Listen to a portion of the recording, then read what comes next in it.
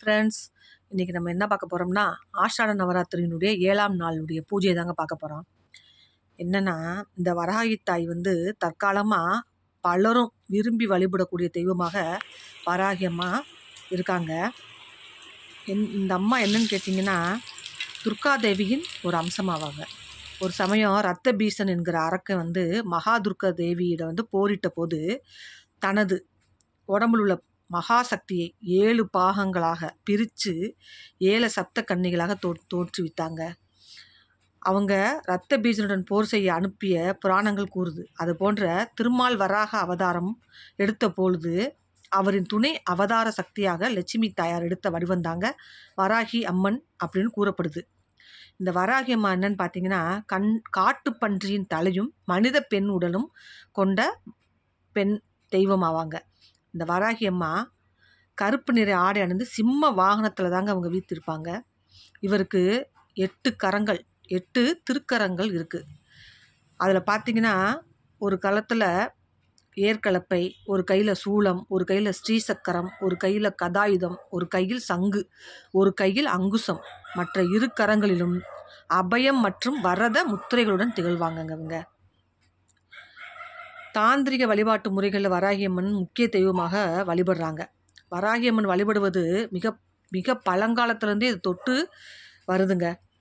ஆனால் இப்போ தான் வந்து இந்த அம்மா இந்த கலியுகத்தில் தான் வந்து இந்த அம்மா ரொம்ப பிரபலமாக வந்துட்டுருக்காங்க. தமிழகத்தை ஆண்டவன் சோழ அரசர் ராஜராஜ சோழன் வந்து தான் விரும்பிய பெருவுடையார் கோயிலை வந்து கட்டுறதுக்காக தகுந்த இடத்த தேடிக்கிட்டு இருந்தாருங்க. அப்போ வந்து நம் தாய் வராகி அம்மன் தாங்க வந்து காட்டுப்பன்றி வடிவத்தில் வந்து அந்த இடத்த காட்டியதாக சொல்லப்படுது. அதனால ராஜராஜ சோழன் அந்த காட்டுப்பன்றி காமிச்ச அந்த இடத்துலையே வந்து திருவுடையார் கோயிலை கட்டியிருக்காரு. அதனால் அதுக்கு பக்கத்துலேயே வராகி அம்மனுடைய கோயிலையும் ஒரு பக்கத்தில் ராஜராஜ சோழன் வந்து தனி சன்னதியாகவே அமைச்சிருக்காருங்க. இன்னமும் நீங்கள் அங்கே போனீங்கன்னா பார்க்கலாம். சப்த கன்னிகளில் வந்து 5வது தேவியாக இருப்பாங்கங்க.